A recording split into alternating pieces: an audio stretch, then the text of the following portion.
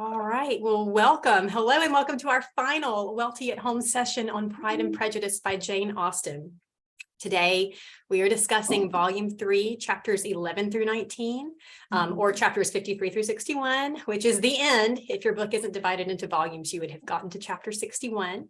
My name is Jessica Russell. I'm with the Eudora Welty House and Garden, and I'm here to tell you to comment or ask a question. Click the reactions button at the bottom of your screen and select the raise hand function. I'm so excited to once again introduce our moderators, Susan Allen Ford, Professor Emerita of Delta State University and editor of Persuasions, the Jane Austen Journal, and Suzanne Mars, Eudora Welty's friend and biographer and Professor Emerita at Millsaps College, to join us today. I'll also mention that I'll be adding a few cool links into the chat, so be sure to check out the chat.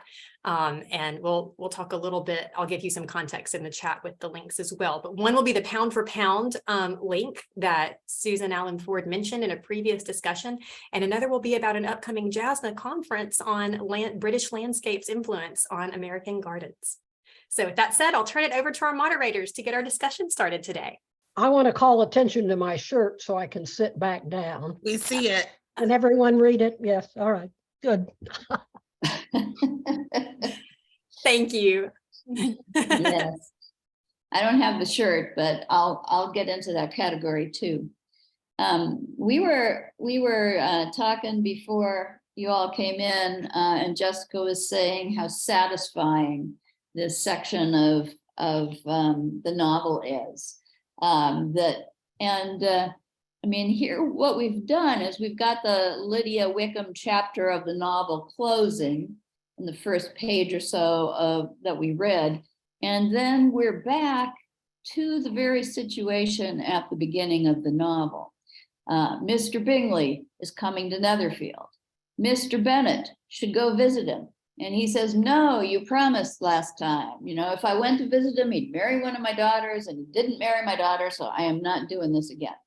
And then also Mr. Darcy comes along just as he did before. And so we kind of, in this last section of the novel, we keep looking back to those earlier scenes that we've had before, except this time we have a new perspective or a different perspective on them, which, you know, picks up one of the themes of this novel, that whole kind of point of view or perspective theme that really got set out for us when we were at Pemberley. So there are a number of areas here that we can talk about, all of them pretty rich. There's the Bingley-Jane resolution. There's Darcy's behavior when he comes back and Elizabeth's disappointment at it. There's Lady Catherine's visit, which I know Suzanne is raring to talk about.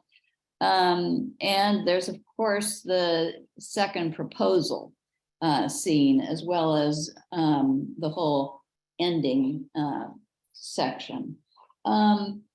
And maybe we could start with the Bingley and Jane resolution, just because that comes fairly quickly. What's Austen doing in that section of the novel, I guess, is one question to ask. And how are things different, and how are they not different this time around? And what does Austen want us to be understanding about all that?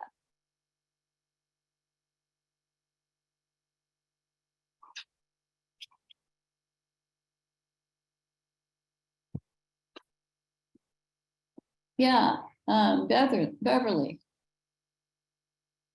When I was reading through that section, I sort of thought that Austen was getting finished with, or getting over with, the least interesting relationship. Not that Jane and Mr. Bingley are not going to be blissfully happy and you know, adore each other for all of their lives, but they aren't nearly as interesting as far as characters go, as are complicated as Lizzie and Darcy. And so we've got all that, you know, situated. We're happy there, and then we can move on to unraveling the Lizzie and Darcy relationship, which I think is more interesting, just myself. Yeah, I mean, that makes a lot of sense to me. Joellen, you want to add to that?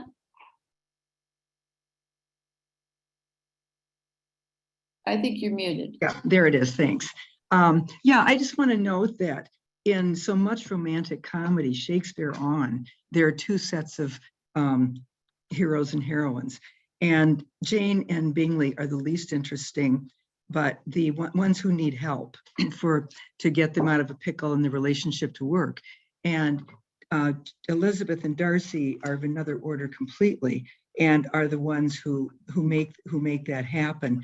But this doesn't happen in this book until after Jane Austen has taken us into another world altogether, so that we can see what certainly could happen, what disasters, that their positive outcome isn't a given conclusion, but it does at the end of the novel. It does come together, and it's kind of a typical pattern, but I think it's one that works pretty well.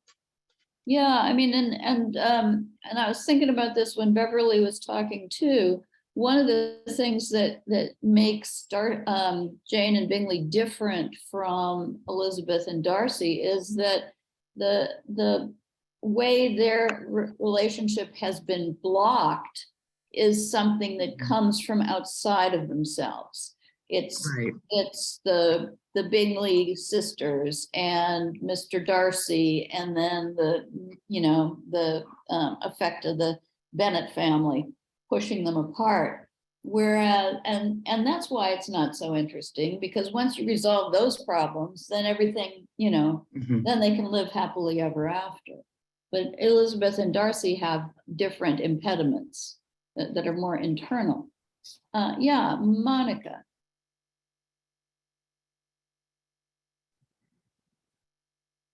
Monica, are Weirdly, you?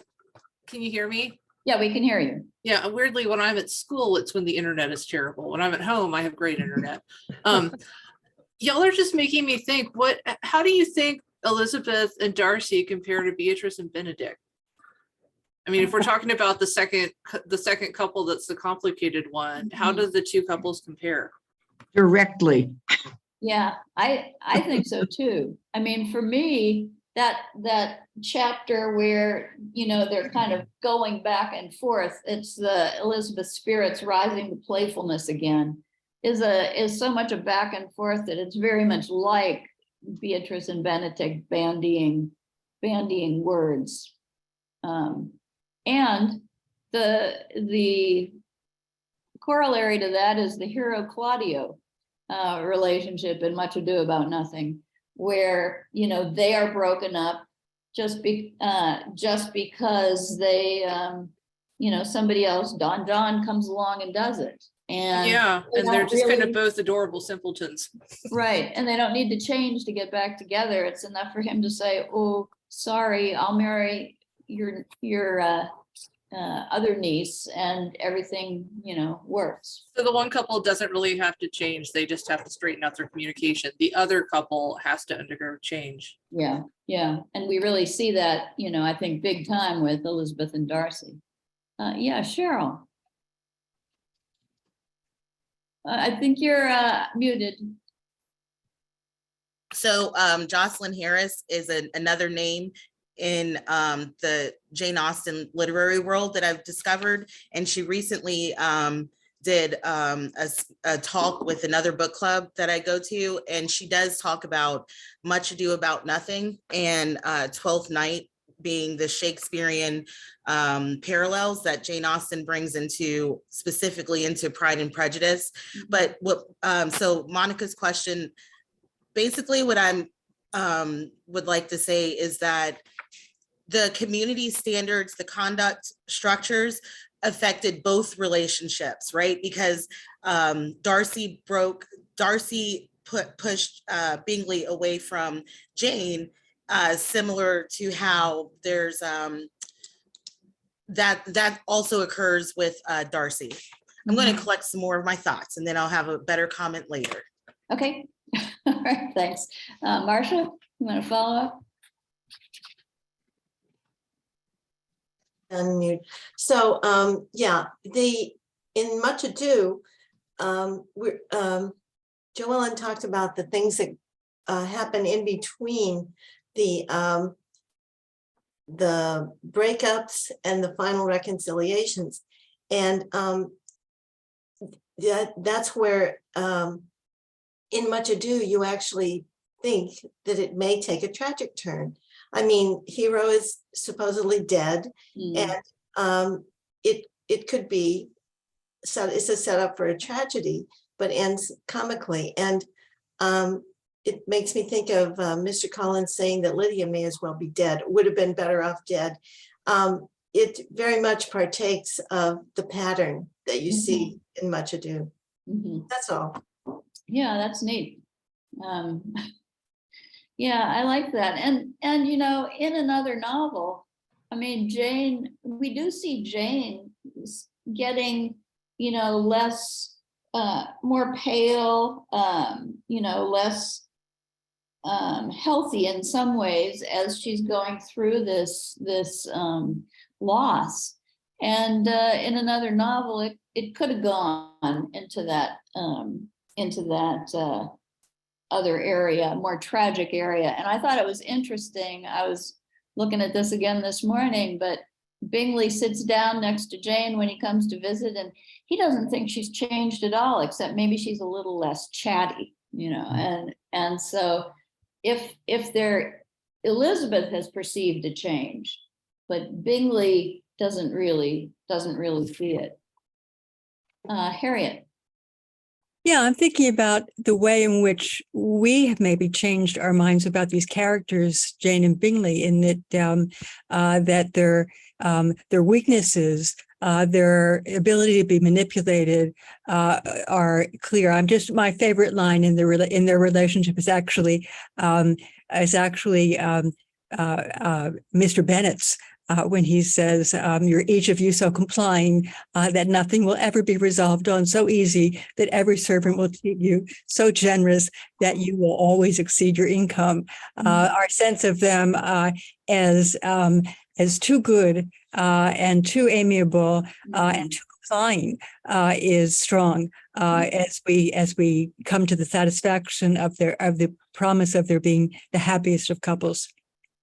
Yeah, and even when Jane says to Elizabeth, can you believe it? He thought I didn't really love him. And Elizabeth just says, oh yeah, well, it shows his sweetness of character, you know, and before she's been just outraged by this, but she's got to kind of walk that back now and be ready to just think he's, you know, as wonderful as Jane does, essentially. Hey, Monica. So now I'm thinking about Twelfth Night, and when I teach Twelfth Night, I do this activity when Cesario comes to woo Olivia the first time, and we play this game called Olivia May I. And Olivia's on one side of the room and Cesario's on the other, and every exchange between Cesario and Olivia, the class then votes, will just, you know, how's Olivia feeling? Do we get to take a baby step forward or no, a step back? And through the whole like beginning part where Cesario's like, oh, your eyes are so beautiful, and all those like things that she's used to hearing, doesn't get anywhere. And it's only until Cesario goes, you know, I've seen prettier ladies, you know, it's when that character starts going against type and saying, you're not the prettiest woman I've ever seen, that Olivia's like, ooh, tell me more. And this is when Darcy and Elizabeth are talking, and they finally get over themselves. And she says, you know, were you first attracted to me? And she says, the fact is that you were sick of civility, of deference, of officious attention. And I think that this is an interesting observation of hers, that what Elizabeth has going for her is the opposite of what Jane and Bingley have going for them, right? Is that she's not quiet and docile and all of that, and that's what eventually, you know, gets his attention. Yeah, she's an obstinate, headstrong girl, right? Which is interesting now that I'm thinking of the roots, the Shakespearean roots of that. And of course I'm going to keep continuing thinking about cranky women in literature, because I think we get some wonderful ones in here. Susan, Well, what do yeah. we know about Jane Austen's reading? Well, a lot, kind of, and not enough. So yes, she was steeped in Shakespeare, as I think a lot of people were at the time. Jocelyn Harris, who Cheryl brought up, also has in her first major book, Jane Austen's Art of Imagination, or something like that, or Art of Illusion, Art of Imagination.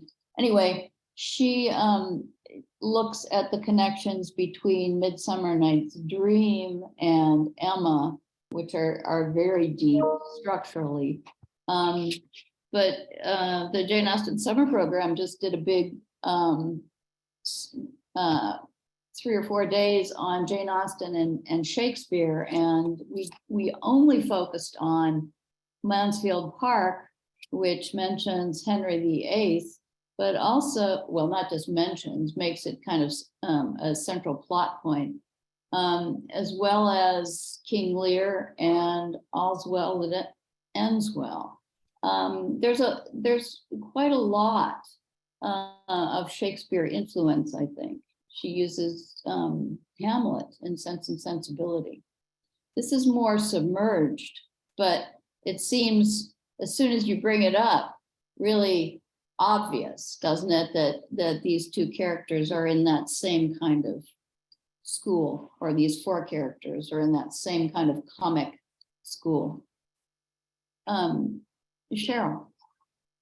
I want to give a shout out to John Hennigan, because in our last, when we were discussing the White Net, he said that he had a professor who told him that to understand modern literature, you have to have a working knowledge of the Bible and Greco-Roman mythology. And now, but to build upon that, now I'm finding out that I really need to start reading Shakespeare and these other people as well. But also Alec was talking about Jane Austen's critiquing of her contemporary social structure. And that's basically what I was trying to talk about, was how there are so many rules about who you could marry, how much money that person had. And so in Darcy's first proposal, he is brave enough to check off, he's listing off all these things, and he's saying, I know I shouldn't be doing this because this is not how it's supposed to be, but I love you so much, I'm doing it anyway. Mm-hmm. He did his best. Mm-hmm. Yeah, and that actually could take us into talking about the second proposal. But Joellen, first, you have something to say? Before the second proposal, Susan, I'd just like you to ask, like to ask you to share just a little bit of your expertise on all of the women writers who came before Jane Austen, to whom she was responding and intersecting. That's one of Susan's fortes. Oh, well, well, you know, a lot, and I don't even think it's just women. It's also men. It's also all kinds of genres that she's thinking about and responding to in writing. I mean, one of the major genres is conduct literature. You know, I mean, we saw Fordyce here, and I think I mentioned Hester Chapone, but I mean, she's often thinking about Wollstonecraft and Gisborne and all these other conduct writers of the period. Novelists, you know, she's very affected by Samuel Richardson and Frances Burney in particular. But she's also very interested in the Gothic, and she's, you know, reading Gothic, not just because it's a throwaway genre, but it gets at something important, and she's reading it all her life, and in some ways working in Gothic elements in much of her writing. You know, I am actually giving since you mentioned this, I'm giving a talk tomorrow night for Jane Austen and Company on Austen's reading. So that might be a better way for me to answer that question. It's free. You just have to go to Jane Austen and Company and register. So Thanks. there's a little ad. But anyway, so let's think about the way Darcy comes back in here. And I think Elizabeth's kind of disappointment when she sees him. I mean, that seems to be one of the things that comes up first, right? She expects him to be the man he was at Pemberley and in Lambton, and be talking to her and being that more comfortable person who is taking pains with other people. And here she gets him back to, or he comes back to Longbourn, and she's disappointed. He's not speaking to her. He's not speaking to anybody really. So we have that happening, and then he leaves so that Jane and Bingley can have their resolution, and in comes Lady Catherine. And I think we really need to talk about that before we get to the second proposal. Does anyone want to talk about Elizabeth's obstinate, headstrong turn here when Lady Catherine decides to take the trip all the way from Kent, which is kind of amazing. Remember, it took Elizabeth 2 days because she had to stop in London overnight to do this. So this is a 4-day investment that Lady Catherine is making. And as Elizabeth thinks, a very rational scheme. Yeah, Monica. I have a definition question. When Elizabeth is doing, I don't know what you're talking about. Well, if you're here, you must be the one who, you're the one who's making it look like there must be a proposal. But she says, why may I not accept him? And Lady Catherine says, because honor, decorum, prudence, nay, interest forbid it. Could you tell me what she means by interest? Yeah, interest is complicated. Interest is kind of self-interest. It's kind of, often it's political. Often it has to do with your way of advancing in a system. So, and it kind of depends who's saying it and when, what it means. So that sometimes somebody will say, well, he went into the army and I couldn't really help him there because I didn't have any interest. And what that means is, any kind of pull. So in this case, I think it's more that this Elizabeth's stature in society, as well as Darcy's, Lady Catherine is saying, is going to be affected by this marriage. And if she, interest would say, stay in your own lane, pretty much. I mean, that's Lady Catherine's point. That makes the rest of that make more sense. Yes, Miss Bennett, interest for don't expect, even if you do, if you go against all of this, don't expect anybody to take your side. That makes.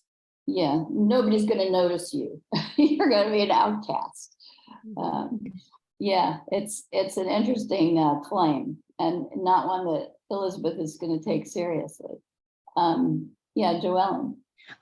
I'd just like to add that Lady Catherine's visit also causes us to understand that what Darcy and Elizabeth are facing is not just their own internal issues, pride and prejudice, but there's a huge class structure here.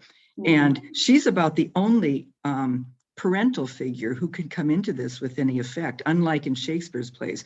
Everybody, Wickham, Collins, the men are all left to their own devices. Bingley, their fathers are all dead, but here comes interest rolling in, and that really brings the class structure right there, smacking us in the face, that Elizabeth was trying to carry the middle class right into the heart of Lady Catherine's world. And it was a time of extreme change, which I think that Austen is showing us is being overset in pieces.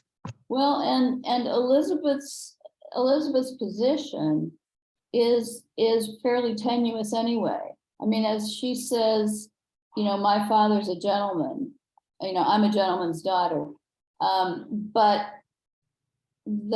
who is your mother, who is her family, is a question that other people are going to ask too. But also, if Elizabeth doesn't get married, she's about to tip out of that gentry class where she is now, because she's not going to have any money.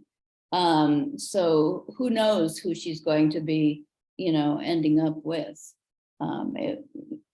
if anybody. John?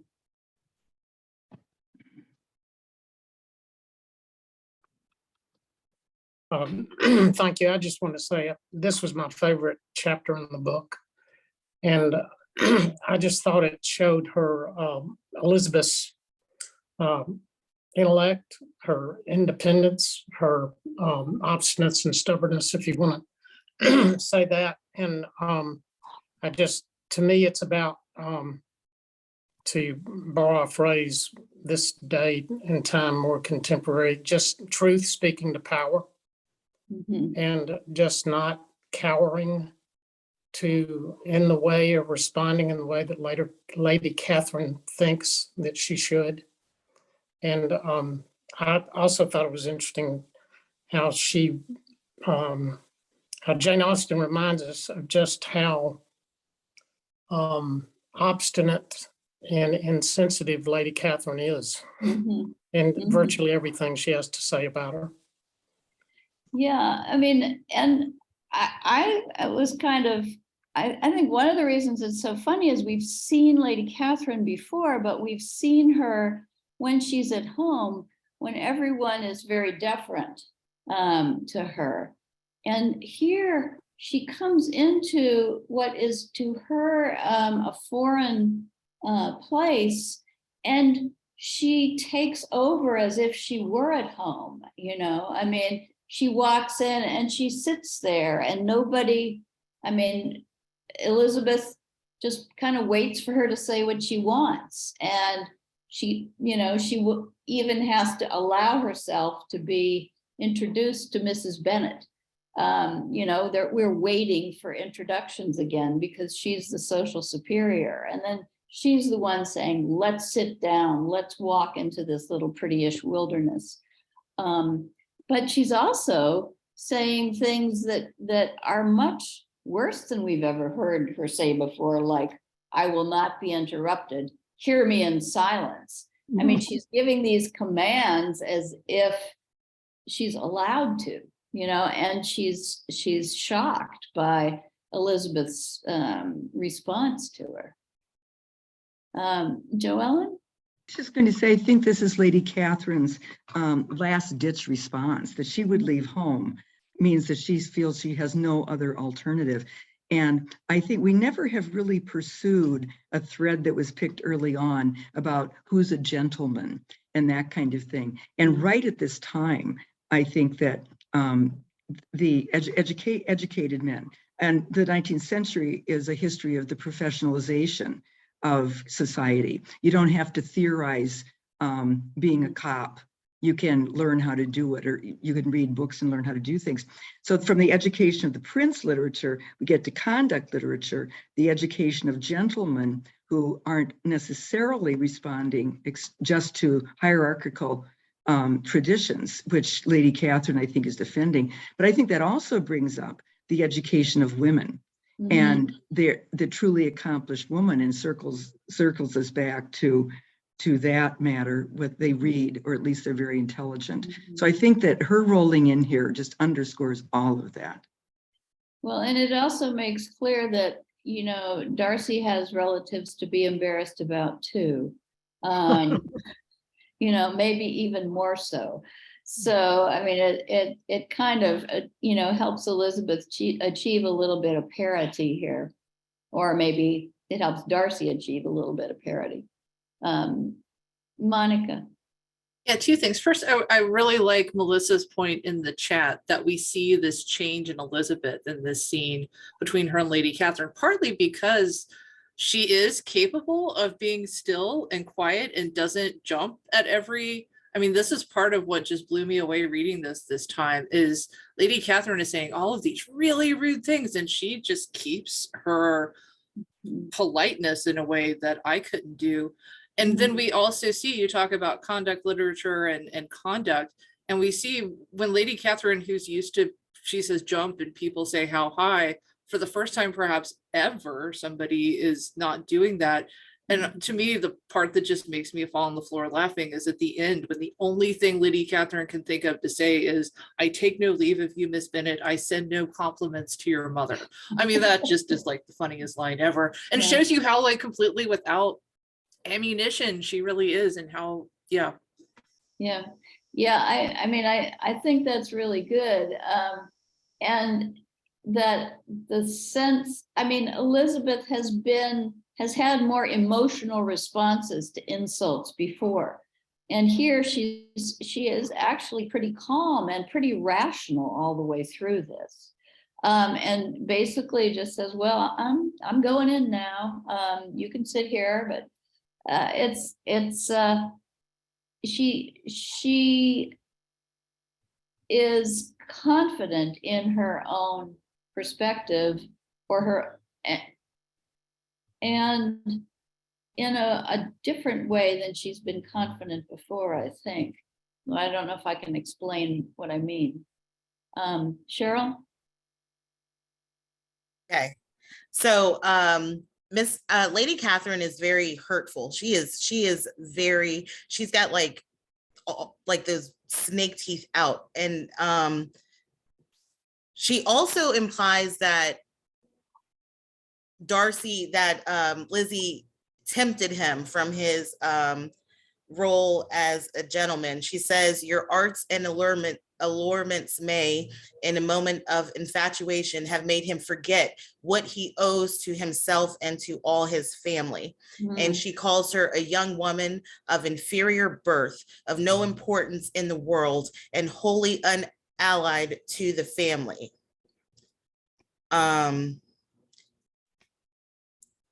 And then comes the obstinate, headstrong girl, I am ashamed of you. Is this your gratitude for my attentions to you last spring?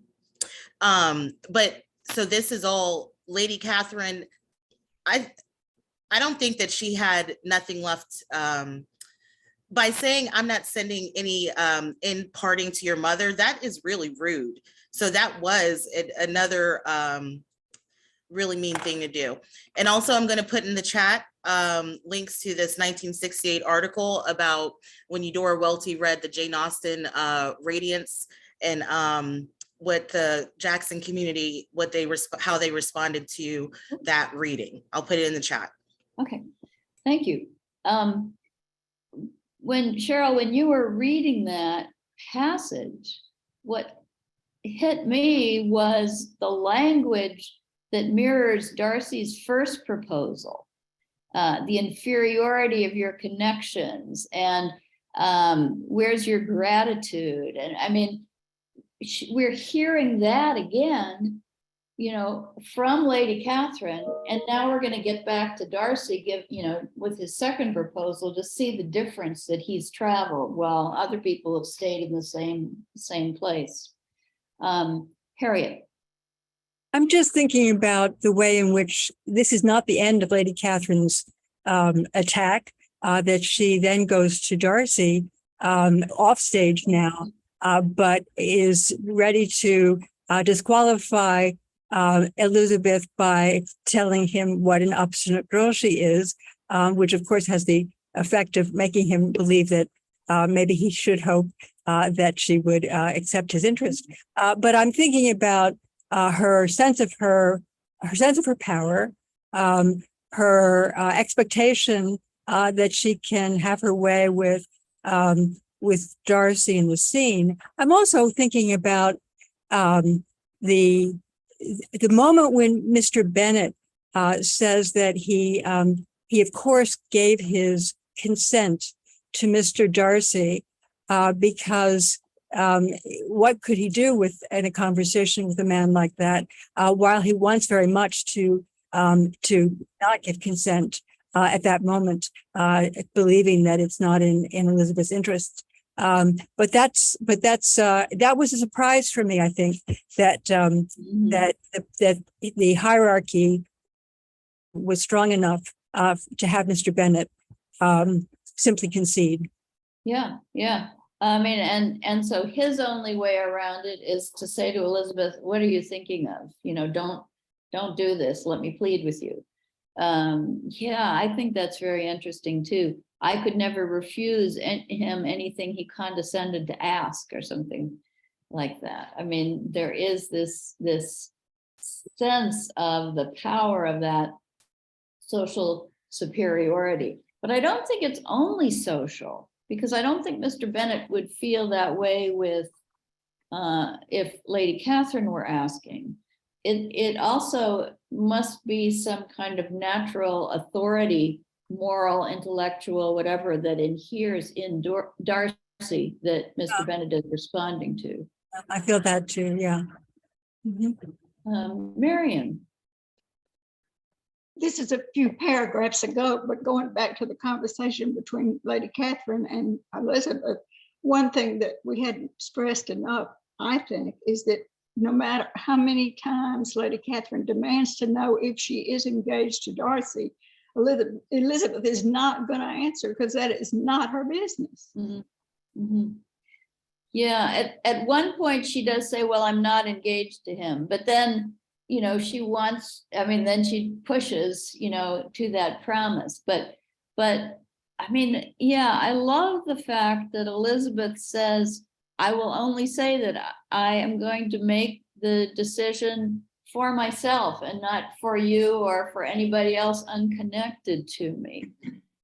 Which is really interesting, because in other novels of this period, you know, if a parental figure, the patriarch or matriarch of a family does not, I mean, is against a relationship, usually the heroine is going to do the you know, romantic moral thing and say, oh, I won't marry you unless, you know, Lady Catherine agrees, you know.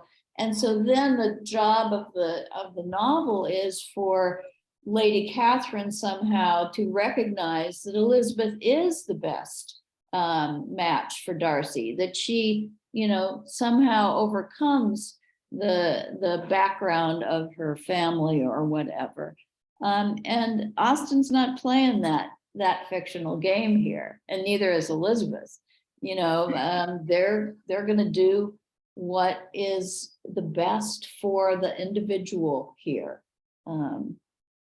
So, and it is an individual decision here. It's, you know, if we think back to the Mr. Collins proposal, Elizabeth says no, because it's not good for her.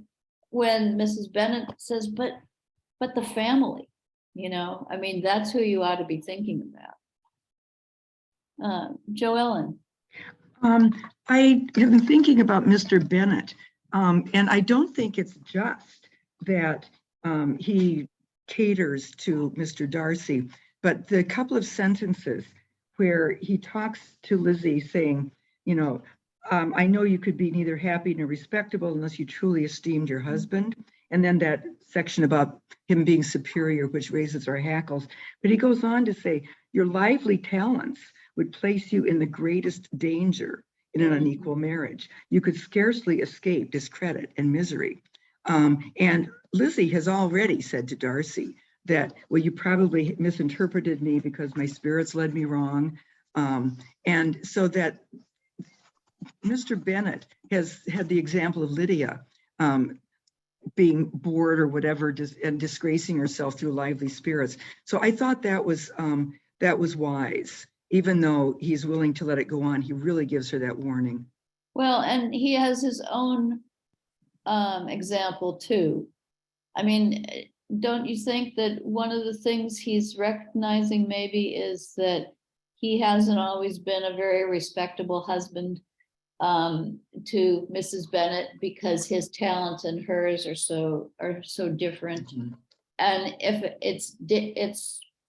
it's not good when the man is the person, but if the woman, you know, just in terms of how the genders are arranged here or gender relationships work. Well, behaviors, the way behaviors are interpreted.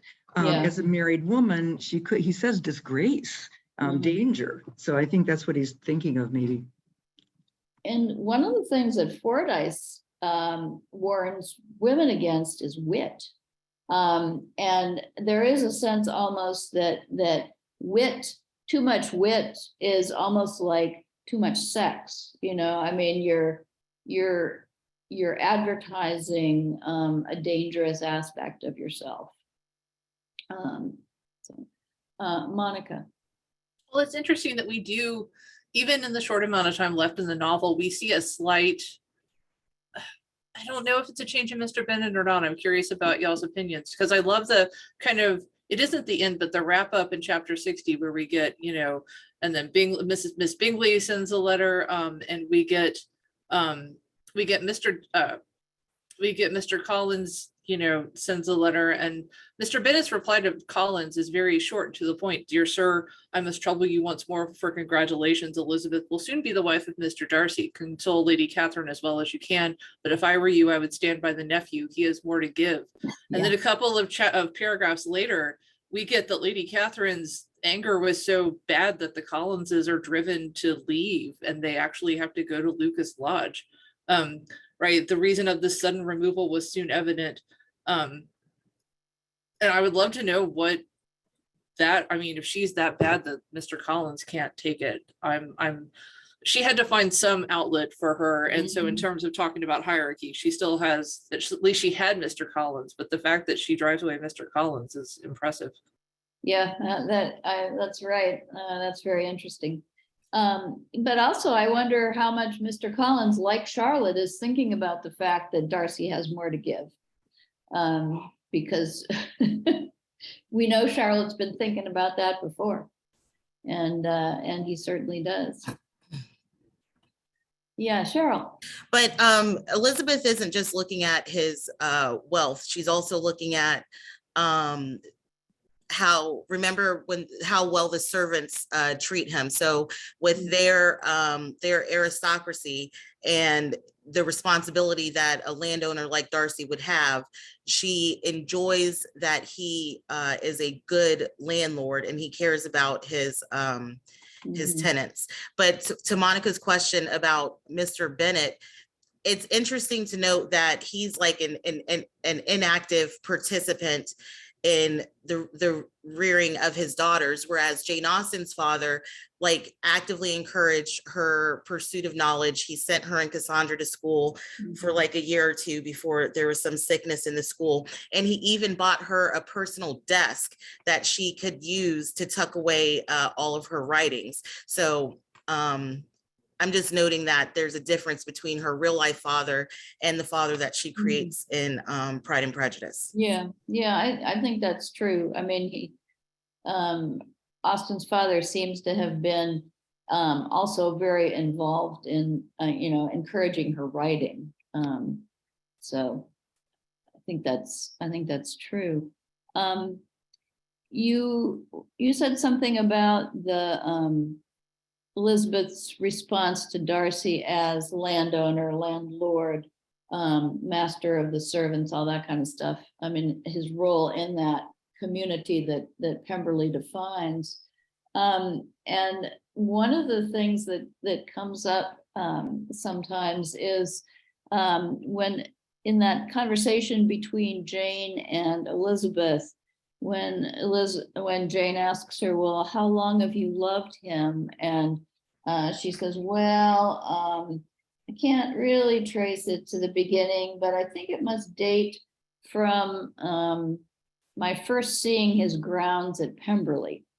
And there's there are critics and readers, as well as Jane, who say, "Oh, come on, you can't mean that," I mean, and some who take it seriously, like this suggests that Elizabeth is at least partly acquisitive here. Did that bother anybody? Was that a comment that raised eyebrows, or did you see it as merely a joke, or how did you deal with that, Marcia? I see it not a kind of a joke, an in-joke between the two sisters, but it's Right. really metaphorically true. It was during the visit at Pemberley that it was absolutely during that time, not just the estate itself, but everything that happened at Pemberley and their visiting in Lambden that changed her mind. It was the turning point of the novel in terms of her character, her view of Darcy and his character, and it's the climax to me, even though the final resolutions come much later. Yeah, so in that way, maybe not just an in-joke between the sisters, but an in-joke between Jane Austen and us. Yes, with the reader, Because we understand that too. Yeah, Harriet? Yeah, I was going to bring up that line, and I agree with what Marcia was saying. Was going to say something along those lines. I think that that it is both playful and true, and I think that what it reflects on. I mean, I think we talked about this when it happened. That is when she went to Pemberley and saw the grounds and recognized the and maybe felt an aspiration to be in a position of influence that was for the social good. That she sees Darcy as responsible for this community and for the people who are under him and people who who respect him and are under him. So again, I agree with your sense that it's in joke with us, that it sounds mercenary, but it has other implications as being true. Yeah, I mean, I like your sense too, that it's aspirational, that there's a role that she's seeing for herself as she sees this place and sees this relationship with Darcy, and which gets at marriage as not just a relationship between two people, but something that does have a communal aspect as well. Yeah, Alec. Well, just going to say one more thing. Elizabeth takes walks, and it's during these walks that she works these things out. And so, in addition to all the other things that y'all have said, that helps to build up her place as the real heroine of this novel, the thinking, middle class woman who's not swayed either by people like Lady de Bourgh or her overly talkative sisters. Which makes it really nice that the good proposal that Darcy does comes when they're taking a walk, rather than closed into one of these houses. Monica. Pemberley is where she sees him at home, and he mentioned several times that he's always kind of ill at ease in other places. And to go back to this kind of theme we've talked about throughout the whole novel of the problems of upbringing, we get this really interesting insight from Darcy in chapter 58, where he talks about how he was taught what was right, but not to how to correct his temper. And he says that his parents taught me to be selfish and overbearing, to care for none beyond my own family circle, to think meanly of all the rest of the world, to wish at least to think meanly of their sense and worth compared with my own. And then Elizabeth humbled him and showed me how insufficient were all my pretensions to please a woman worthy of being pleased. And it's interesting to think about how, right, he has to, Pemberley is where she at least gets to see him where he's comfortable. But then we get this kind of reflection of, and maybe I need to learn how to behave myself in the outside world. And I realized that I was taught to kind of dismiss the rest of the outside world.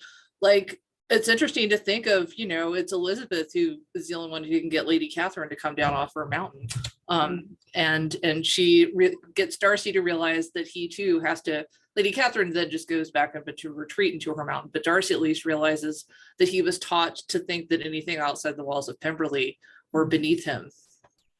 Yeah, and we get a sense, I mean, that he's articulating, but that we are also seeing of how much he's been able to change through the course of this novel, through this education, but also that it's ongoing, right? I mean, she wants to make a joke to him and then she thinks, oh, well, maybe not. I'll wait on that. You know, it's a little too early. He hasn't really learned to be laughed at that much yet. And you know, later on, we get a sense that once they move to Pemberley, his sister is kind of amazed at the things that Elizabeth will say to him, that you know, he might not tolerate in a sister who's 10 years younger. So, I mean, there's a sense that this kind of change in Darcy is an ongoing change, and it doesn't stop at the end of the book. Marcia? The bigger picture that you've alluded to, that this really, when, and this is true of the various novels that Jane Austen wrote, especially Mansfield Park, but also Emma, that the comedy, it's like classic comedy in that it starts in a dark place, the dark place being that the Bennet family, it starts right at the beginning with the fact that the Bennets will be thrust out of their estate when Mr. Bennet dies. And then that's personal, but there is the communal aspect at the end when Elizabeth and Darcy will be governing over a community that is whole and well kept and healthy, and that is clearly an aspect of the novel that's not accidental, and it's very Shakespearean.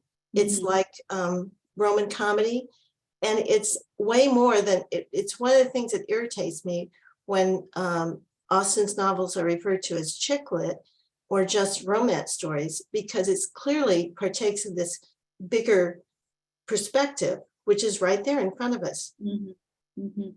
Yeah, I mean, when we think about what's going to happen, Jessica was saying earlier, or somebody was, how, you know, there are all these other characters who we've been dealing with all the way through, and I mean, you come to the end and she kind of talks about what's going to happen with all of them. But it's not so much what's going to happen with them in terms of plot, but how they're going to intersect with this new center of health, to pick up your terms, Marcia, that is Pemberley. So that Kitty's going to be improved. Mr. Bennet's going to pop in. You know, there's a kind of sense of how this new configuration for the family is going to work. So the family gets kind of reformed here. Yeah, Harriet. Yeah, I'm glad you brought up that moment when Elizabeth is about to make a joke at Mr. Darcy's expense and then stops herself, because it was a moment that's kind of stopped me in my reading as I'm thinking about, well, I mean, you know, she says that Bingley is an invaluable friend to you because he's so completely influenced by you, and then realizes that he is not yet open to being made fun of in the way that she was about to, which does suggest something different than equality in this relationship. it suggests that Elizabeth is thinking about the relationship as one that she manages, and it's comic and it ends a chapter. I just think it reverberates well beyond those few lines. Yeah, it's very interesting. Two things hit me when I was thinking about it. One was the link to Charlotte Lucas, who doesn't see and doesn't hear a lot of what Mr. Collins is saying. And so she preserves her sanity that way. And this seemed to be, well, not the same, but related somehow, that Elizabeth too is kind of closing things off. But then there's another thing I was thinking about was in the conduct literature, when people are talking about wit and what kind of wit or humor is allowable and what's not. One of the things is wit that has as its target someone else, and that's a problem. If what you're doing is trying to take that other person down a peg. So I think, that's one of the things that Elizabeth has to be thinking about here is what's the goal of the humor? I thought in relationship to her father, that this is a line that her father would not have censored himself. Right. Yeah. He made the remark, and things can lie as they do. So it suggests that she's learned something from her parents' relationship. Yes. Yeah. And it suggests that she's still working on separating from those two paths that she has, right? Not to be her mother. Well, that was easy, I guess. But not to be her father, that's harder because that's where she was at the beginning of the novel. Yeah. Oh, that's so interesting. Cheryl. We're almost out of time, so I'm going to defer to Monica, and I'll just put my comments on the post that Jessica makes on the Welty at Home about the book club. So I'll just do that there. I'll follow up there. Okay. Monica. Thanks, Cheryl. I want to make sure that we talk about the first paragraph of the last chapter that has the word I. We have the narrator say, I wish I could say for the sake of her family that the accomplishment of her earnest desire in the establishment of her children produced so happy an effect to make her a sensible woman. However, it's lucky for her husband that she still remained rather ridiculous so he could make fun of her. This paragraph is just, again, another masterclass. First of all, I just want to know y'all's thoughts on, we finally get an I in this paragraph and what y'all think about that. And then also this just really interesting summary of their marriage. Mm-hmm. Well, and let me add to that the fact that we don't get a wedding. It's happy for all her maternal feelings was the day on which Mrs. Bennet got rid of her two most deserving daughters. So, there's so much going on in this paragraph. Joellen? You're muted. Sorry, I'm glad Monica brought up that narrator's eye entering the scene, because that struck me as Austen or her narrator addressing the chick lit charge that Marcia mentioned, fairy tales, happy endings, to which are often commented on about Austen's books.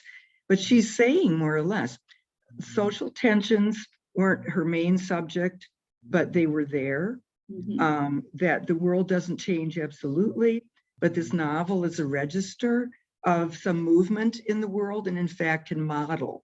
And we don't just have Darcy and Elizabeth as the just benefactors in the old way, but there's some new social arrangements, and I think this novel's ending tips its hat at that. Mm-hmm. Well, that's a great last word. Let me just read the last three sentences of Welty's Radiance of Jane Austen. The reader is the only traveler. It is not her world or her time, that is Austen's world or her time, but her art that is approachable today or tomorrow. The novels in their radiance are a destination. And I feel like this has been the most wonderful experience for me, just to hear all these ways of thinking about this, and thinking about it through that Welty lens as well. And I think Jessica is ready to talk. Well, I just want to thank you, Susan, for making this wonderful club happen and leading these Thank discussions. you. So a heartfelt thank you from all of Welty at Home. We appreciate it so much. Thanks, Dr. Mars, for being involved as well. And Dr. Mars and I, as the tradition holds, we are going to announce the next book club pick, which is, Dr. Mars, do you want to say? I'm happy to announce we're going to be talking about The Optimist's Daughter Okay. on the 50th anniversary of its receiving the Pulitzer Prize. So Discussions will begin in late January. You're all receiving the Welty at Home emails automatically. So in the next year, you will get updates about that club. Thank you all very much. This was a pleasure. may I close Goodbye. by saying thank you to Susan. It's been a wonderful experience studying Jane Austen under you. Thank you, Susan. Thank you, Susan. Here, here. Thank you all. That's been so wonderful for me. I've learned a lot. And I will say, if you're not through discussing Pride and Prejudice, you can do what Cheryl did. Go to the Facebook event and just continue discussing in the comments. So you can keep it alive over there. All right. Bye, guys. Bye. Bye. Thank you.